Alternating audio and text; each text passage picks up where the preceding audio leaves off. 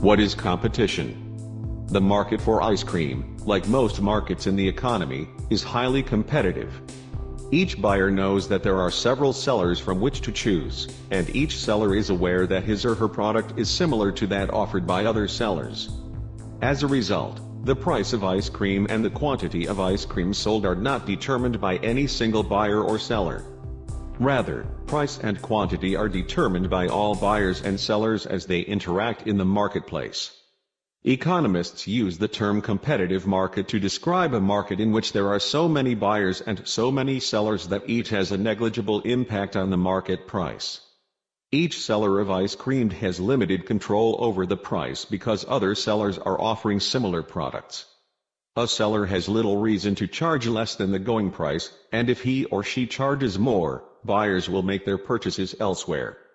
Similarly, no single buyer of ice cream can influence the price of ice cream because each buyer purchases only a small amount.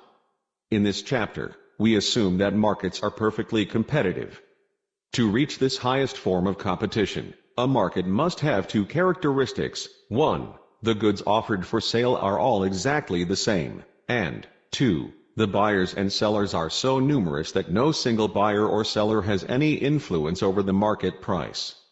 Because buyers and sellers in perfectly competitive markets must accept the price the market determines, they are said to be price takers.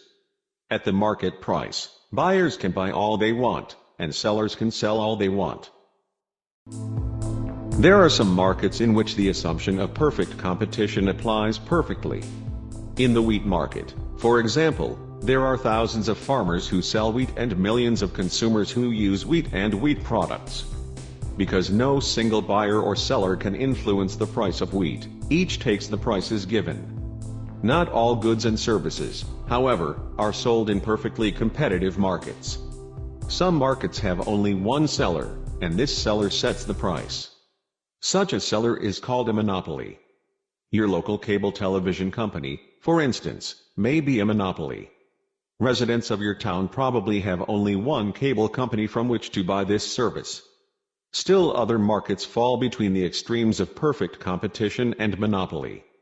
Despite the diversity of market types we find in the world, assuming perfect competition is a useful simplification and, therefore, a natural place to start.